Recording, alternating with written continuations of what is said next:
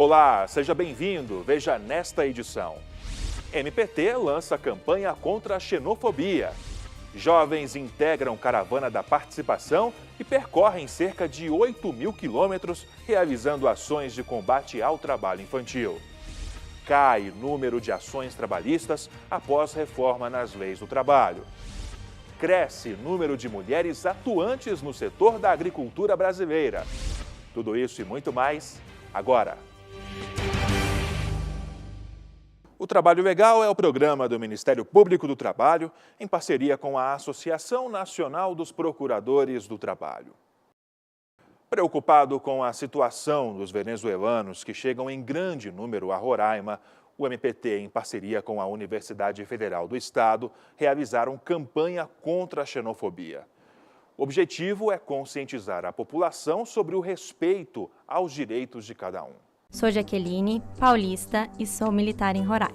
Me chamo Nugifro de Matos. Eu vim da Guiné-Bissau, moro em Boa Vista há 5 anos. Sou Arlines, venezuelana e estudo na Universidade Federal de Roraima. Somos migrantes e o nosso idioma é o respeito. Uma campanha contra a xenofobia do Ministério Público do Trabalho e do curso de Comunicação Social da Universidade Federal de Roraima.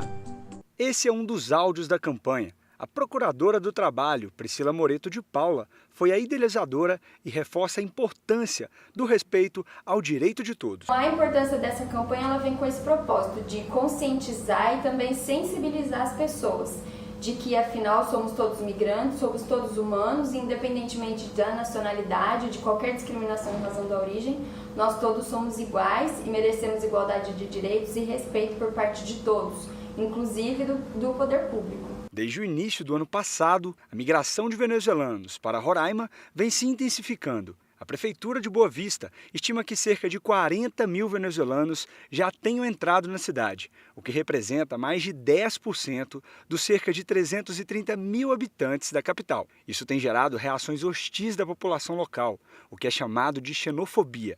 Xenofobia é o medo, a aversão ou a profunda antipatia em relação aos estrangeiros, a desconfiança em relação a pessoas que vêm de fora do seu país, com uma cultura, hábito e religião diferentes. Essa estudante, que participou da produção da campanha do MPT e mora em Roraima, conta que os casos de xenofobia por lá são constantes. Por exemplo, você vai no mercado e uma venezuelana que trabalha no caixa é discriminada porque ela não fala português, né? Eu já presenciei, mas também situações mais extremas, como atearem fogo numa casa com famílias venezuelanas, né? E queimarem uma criança de 3 anos de idade, tipo, no bairro onde eu vivo. Então, a situação é essa, tipo, as pessoas, não todo mundo, boa parte da população, mas as pessoas estão se conscientizando, tem uma rede de solidariedade também em torno da causa, mas parte da população ainda não consegue entender esse fluxo, né, que é um problema político e econômico da Venezuela, e não consegue acolher essa população que está em situação de grande vulnerabilidade social. Para quem mora em Boa Vista e convive diariamente com os casos de xenofobia, falta um pouco mais de humanidade nas pessoas. A minha opinião é que realmente falta empatia, né? Principalmente as pessoas que são migrantes, porque muitas das pessoas que cometem essa violência, elas são migrantes, então falta um resgate à memória, entendeu? A sua memória pessoal, de onde você veio, e eu acho que a gente tem que diminuir o máximo a distância entre o nativo e o estrangeiro, entendeu? A gente tem que diminuir o máximo essa distância, a gente tem que estar numa posição de acolhimento, né, de vontade de acolher essa população que está em vulnerabilidade. Eles não estão saindo por qualquer coisa, é fome, entendeu? É uma questão de calamidade, é uma questão humanitária.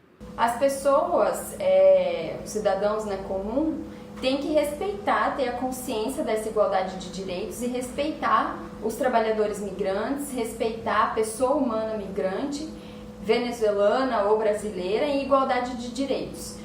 Acolhê-los, né, eventualmente algum empregador que vai contratar o trabalhador migrante, reconhecer a igualdade de direito, como a anotação em carteira, o pagamento do salário mínimo, se for o caso, o respeito à jornada de trabalho, enfim, uma igualdade de direitos. E por parte do poder público, o poder público, tanto na esfera municipal, estadual quanto federal, a União, tem que adotar medidas, políticas públicas para ingresso desses migrantes, na relação de trabalho e em toda e qualquer relação jurídica que forem estabelecer aqui, para que estejam aqui de forma segura, ingressem numa relação de trabalho de forma segura, com todos os direitos garantidos, assegurados. O conteúdo da campanha contra a xenofobia do MPT, em parceria com a UFRR, está disponível no site www.radiompt.com.br. Além de ouvir os áudios, eles podem ser baixados e transmitidos em outras rádios.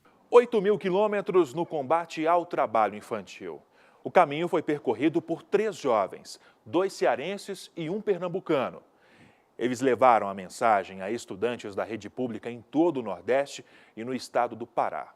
3 adolescentes percorreram cerca de 8.000 quilômetros por toda a região Nordeste e o estado do Pará. O grupo, que começou a jornada no Rio Grande do Norte, teve como destino final a capital do Ceará, Fortaleza. O objetivo foi mobilizar a juventude em ações de prevenção e combate ao trabalho infantil. Lá no estado de Sergipe, por exemplo, crianças e adolescentes trabalham em olarias, fazendo telhas, fazendo também tijolos. Durante os 30 dias da caravana da participação, o adolescente se deparou com diversos casos de exploração infantil e se emocionou com a situação das meninas do Marajó. Meninas que vendem um corpo por R$1,40, por 1 quilo de feijão, infelizmente. A Ilha do Marajó fica no estado do Pará e tem um dos piores índices de desenvolvimento humano do país. Por conta da pobreza extrema, muitas meninas se prostituem ao invés de irem para a escola. Os adolescentes representam mais de 80% do total da estatística do trabalho infantil do Brasil. Mais de 80% estão ali na faixa de 14 a 17 anos. E aí, boa parte deles acabam abandonando a escola. A evasão escolar é alta, chega a ser até 30% entre os adolescentes que trabalham. Por isso que envolvê-los nesse processo, fazer compreender os prejuízos que tem o trabalho, que muitas vezes eles acabam se dedicando mais ao trabalho do que à escola e outras vezes até abandonando a escola. Segundo o levantamento, no Brasil, em 2013, mais de 3 milhões de crianças e adolescentes entre 5 e 17 anos trabalhavam e estudavam, ou apenas trabalhavam. Para o procurador, debater o problema com os adolescentes é necessário. Aqui nós temos 2 direitos sendo trabalhados, o direito à participação e a outra questão, na verdade, é uma prevenção de violação de direito, que é o combate ao trabalho infantil. E essa mobilização que aconteceu em todo o Nordeste, que durou 30 dias, e que foi também a cidade de Belém, no Pará, ela tem demonstrado uma importância muito grande que os adolescentes estão trazendo para o debate, que é o direito de participação nos espaços políticos públicos e o engajamento nas ações de prevenção e erradicação do trabalho infantil. Para a estudante Amanda Oliveira, de 15 anos, as discussões têm atraído cada vez mais gente. Então é muito gratificante ver que o que você está falando, eles estão prestando atenção, eles estão querendo fazer valer a pena, e tudo isso é muito interessante e gratificante. A estudante esteve no encerramento da caravana da participação, ocasião em que 140 alunos da rede pública estadual cearense puderam trocar experiências com os jovens viajantes que integram o Comitê Nacional de Adolescentes e Jovens na Prevenção e Erradicação do Trabalho Infantil. Logo depois do intervalo, cresce o número de mulheres atuantes no setor da agricultura brasileira.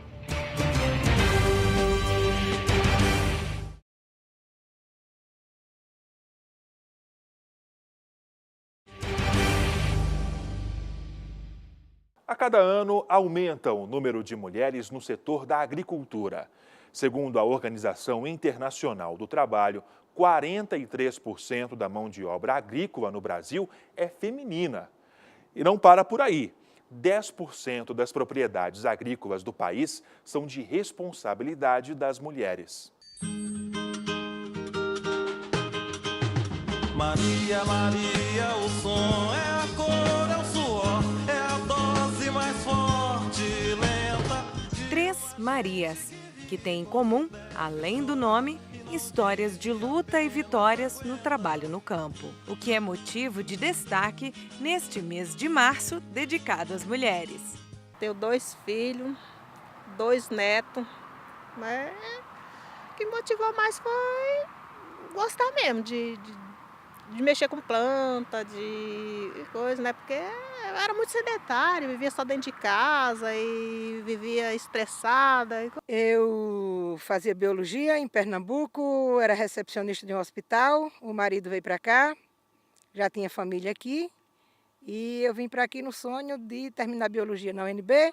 Em 85 separei e assumi a chácara. Maria de Jesus assumiu as plantações depois de se separar do marido, que a deixou com 9 filhos para criar. Eu me senti como era uma obrigação que eu ia ter de sustentar os meus filhos. Como eu não tinha emprego nenhum, aí o sustento eu teria que tirar daqui da propriedade. Segundo pesquisa, as mulheres ocupam cada vez mais espaço no campo. 1 em cada 3 propriedades no Brasil tem mulheres em funções de comando. E a partir de que eu assumi essa responsabilidade, só foi melhorando. Eu sozinha, eu sei dos meus planos, né, que eu tenho que fazer, das minhas economias, né, o que eu devo, o que eu não devo fazer. Na plantação de maracujá, Maria dos Anjos é responsável pela colheita, lavagem da fruta, preparação da polpa, embalagem e venda. Embora ela admita que o trabalho é cansativo, segundo ela, o prazer é o principal objetivo, mas sem desprezar as conquistas que só o dinheiro pode comprar. Eu já conquistei meu carro, né? Já comprei 2 carros. Eu uso para mim, para meus filhos, para as coisas para dentro de casa. Tudo que eu quero comprar, eu compro. Hoje estou realizada, apesar de cansada, que atingi uma meta maior do que quando estava todo mundo junto, mas eu sozinha, com a ajuda dos filhos, com a ajuda moral e muitas vezes financeira. O trabalho dela não é pouco. Para que os 500 litros de leite sejam produzidos e revendidos diariamente, a produtora trabalha desde a inseminação, passando pelo cuidado com os bezerros, alimentação dos animais, ordenha até a entrega dos produtos. Achou muito? Pois saiba que para ela a parte mais difícil é outra. Por conta da prepotência, do machismo. Continua a mesma coisa de mil e antigamente, não aceitar que mulher tenha cabeça. Mulher tem que ser burra, tem que ser do fogão, tem que ser da cozinha, tem que ser da cama. Mulher não pode comandar. Segundo dados do Ministério do Trabalho, a participação das mulheres no mercado formal de trabalho passou de 40,85% em 2007 para 44% em 2016. Apesar disso, a diferença salarial entre homens e mulheres ainda existe, embora a média salarial entre os sexos tenha caído de 17% para 15%. Apesar de ter a mesma experiência, mesma qualificação profissional que um outro colega, ela terá uma carreira, né, menos valorizada. Então, ocupar os postos de mando, os postos de gestão, de liderança na empresa, né, algo mais difícil para a mulher, né, e passa por uma questão, antes de tudo, desse preconceito, né, em relação à profissional mulher. Segundo a procuradora, a mulher não é desfavorecida apenas por questões salariais. Quando nós observamos estatísticas, seja das investigações que o Ministério Público realiza, ou mesmo os processos que a Justiça do Trabalho tem em trâmite, se observa que as mulheres são mais vítimas do assédio moral, do assédio sexual. Entre muitas situações desagradáveis que ela já passou no comando do sítio, Maria do Socorro nos revela um assédio sexual. Do cidadão dizer que tinha que estar aproveitando. Essa foi a mais absurda, essa quase que eu chego no extremo final. Não bateu tristeza, bate medo e revolta. A filha de Maria de Jesus sonha em estudar educação física. Enquanto isso, trabalha com a mãe no sítio e conta como são os desafios de uma trabalhadora do campo. Difícil. Por quê? Porque sofre muito preconceito, né? Porque que não vai dar conta, que é mulher, tá querendo ser homem. O trabalho na fazenda não é fácil, muita coisa para fazer. Mas se engana quem pensa que a dona Maria fica só cuidando dos bichos, né, isso, dona Maria? Que trabalho é esse aqui? Isso aqui são trabalhos manuais, isso aqui é hobby, isso aqui não deixa entrar em depressão, À noite, quando eu fecho as portas, que não estou no campo, não estou na luta, estou fazendo crochê que o tempo passa. Além do crochê e dos bordados que ela chegou até a exportar para a Europa, a mulher também não abre mão de outra paixão, o cultivo de orquídeas. Força e delicadeza são algumas das qualidades desta Maria, que não trocaria a vida no campo por nenhuma outra, embora reconheça que o papel da mulher no mercado de trabalho não tem limites. Não vejo diferença de ser uma mulher do campo, de ser uma jornalista, de ser uma doutora, de ser uma advogada. Onde você estiver, que você tenha dignidade, que você goste de fazer o que você está fazendo, é o que vale. Nossas Marias são uma amostra da grandeza da mulher, urbana ou do campo, que nunca desiste, apesar dos obstáculos. No meu caso, eu acho assim que eu não preciso pedir, não é que eu precise pedir, que o meu marido é muito bom, graças a Deus, nunca me faltou nada, tudo é na minha mão, entendeu? Mas assim, eu gosto de trabalhar. Eu acho que vale a pena tentar sem medo, que consegue, porque eu acho que para uma mulher passar as dificuldades que eu passei, né, sozinha, com 9 filhos de menor, e conseguir chegar onde eu cheguei, eu acho que qualquer mulher consegue vencer. E que ela é uma mulher batalhadora, vencedora. É duro. Tem que ter, além de vontade, coragem, né? Mas é preciso ter força, é preciso ter raça, é preciso ter gana. Sempre quem traz no corpo a marca Maria, Maria, mistura dor e alegria.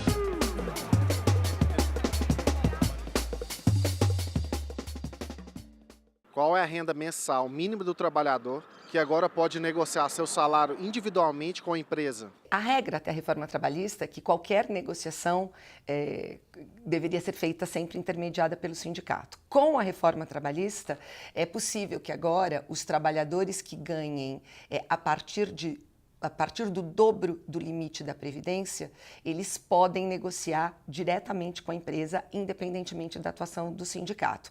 Hoje em dia, esse valor está por volta de R$11 mil.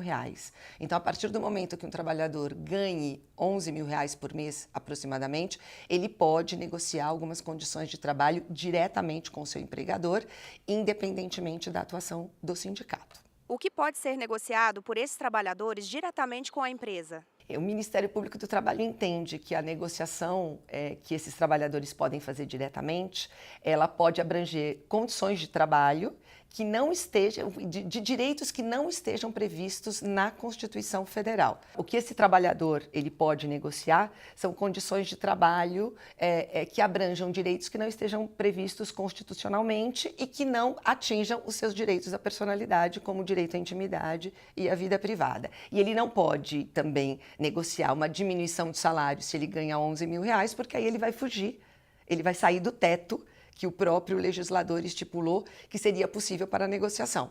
Então, se ele ganha R$20 mil, por exemplo, ele até pode negociar um direito para um salário de R$11 mil, mas ele não poderia diminuir para R$11 mil, porque é o que o legislador estipulou como mínimo para que ele possa negociar diretamente com o empregador. Qual o posicionamento do Ministério Público do Trabalho sobre as novas regras para o trabalhador hipossuficiente? O Ministério Público do Trabalho, durante o processo de aprovação da reforma trabalhista, sempre reputou e continua reputando esse dispositivo inconstitucional, porque ele faz uma diferenciação entre os trabalhadores. Não é porque um trabalhador ganha mais que ele deve ter menos proteção que um trabalhador que ganhe menos. Até porque toda pessoa que trabalha, ela já conta com aquela quantia, aquela importância de dinheiro para suprir as suas necessidades da sua família. Então, se ele vai ter uma redução salarial, era absolutamente fundamental que o sindicato também participasse disso para ter algum tipo de contrapartida. Por exemplo, é admissível uma redução salarial não significativa se você tem uma estabilidade no emprego. Por isso que é importante a participação do sindicato, para ter esse tipo de contrapartida. Mas, pelo que passou na reforma trabalhista, infelizmente, hoje é possível que os trabalhadores que tenham salários maiores tenham uma proteção diferenciada e menor, o que também é absolutamente questionável por conta do princípio da igualdade previsto na Constituição Federal. Logo depois do intervalo, cai número de ações trabalhistas após reforma nas leis do trabalho. Aguardo você, como sempre, aqui na TV Justiça.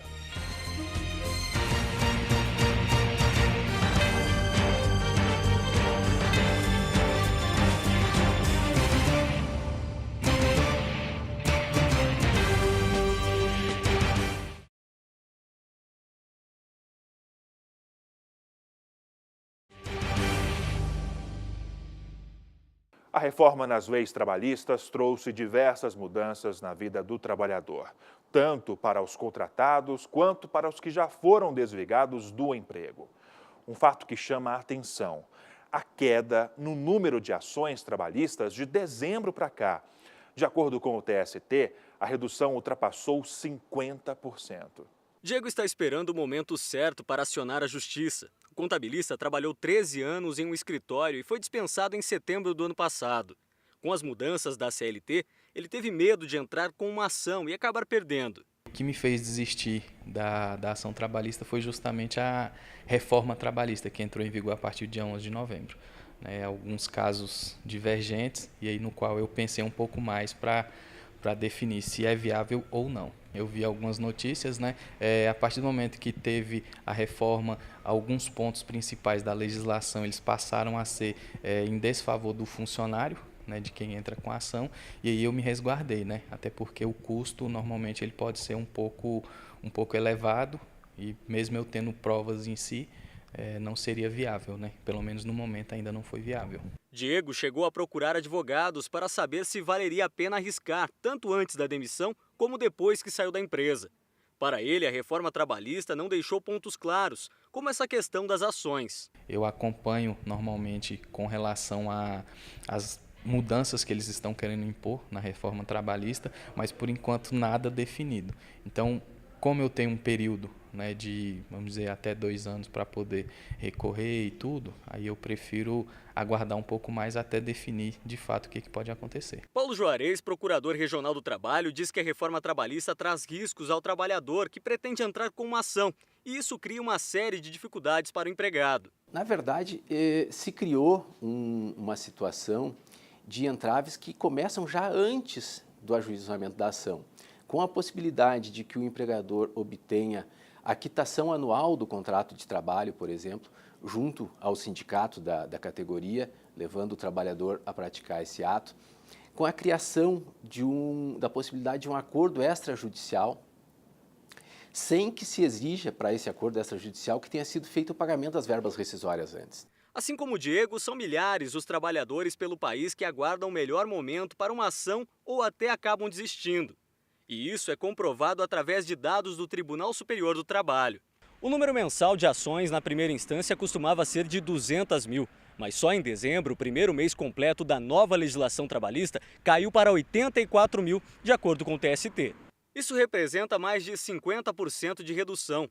Os motivos para a queda, segundo a Associação Nacional dos Magistrados da Justiça do Trabalho, ANAMATRA, estão relacionados ao acesso ao judiciário, como, por exemplo, o possível pagamento de custas processuais por parte daquele que não obtiver ganho de causa. Isso pode gerar uma insegurança jurídica. A grande preocupação que nós temos hoje é em perceber que o número de ações trabalhistas diminuiu drasticamente nesse início do ano, mas não o conflito social. O tempo inteiro nós temos tendo notícias, por exemplo, de demissões em massa em diversas empresas. Estamos tendo notícia de trabalhadores efetivos que são trocados por trabalho precário. O descumprimento da lei permanece, o conflito social está potencializado e ele está fora dos muros da Justiça do Trabalho. Mesmo com toda essa dificuldade, o procurador alerta: o trabalhador não deve deixar de procurar a justiça por seus direitos. Ele pode entrar com ação e eu diria até que ele deve entrar com ação. Ele deve procurar o seu advogado, ou advogado particular, ou advogado sindicato para prestar assistência judiciária e, junto com o seu advogado, fazer uma avaliação bastante realista dos fatos ocorridos, dos pedidos que pretendem fazer e da prova que podem produzir em juízo para ter ganho nessa ação.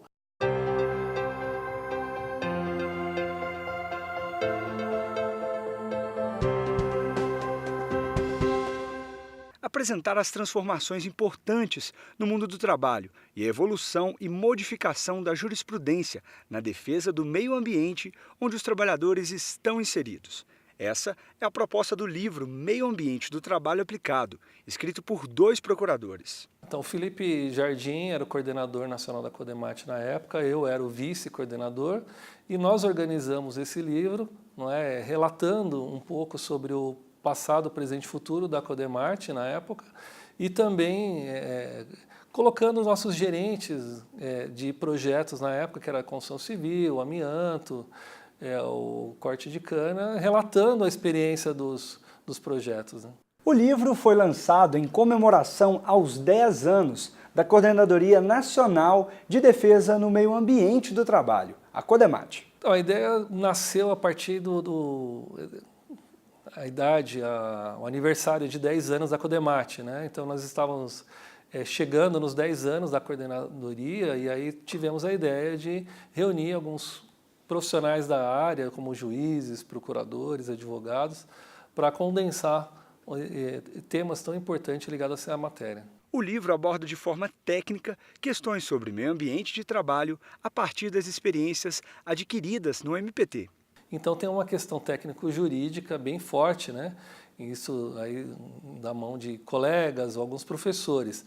Mas diretamente em relação aos nossos projetos, o projeto do frigorífico é um projeto que teve um destaque muito grande na época, né? Um projeto que teve aí essa abordagem relativa aí às condições de trabalho, que um adoecimento, um número muito grande de trabalhadores. Então, o colega procurou trazer aí para o livro a experiência do MPT. E foi uma experiência muito rica no combate aí às condições irregulares no meio ambiente dos frigoríficos. Então, esse livro pode ser indicado para todos os operadores do direito, mas não apenas eles, né? Mas podemos colocar aí os médicos do trabalho, todo o pessoal do SESMIT, envolvendo enfermeiras do trabalho, técnicos de segurança, todo mundo que queira buscar informações relativamente saúde e segurança no trabalho e num aspecto mais amplo, meio ambiente. Vale lembrar que essa e outras obras escritas por procuradores estão disponíveis na rede de bibliotecas do MPT, que são abertas ao público.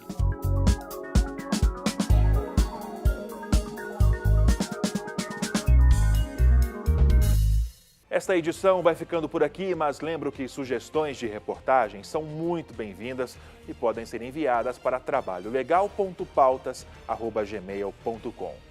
Mais informações sobre a atuação do MPT você encontra em www.mpt.mp.br e também em nossas redes sociais. Obrigado pela companhia e até a próxima edição.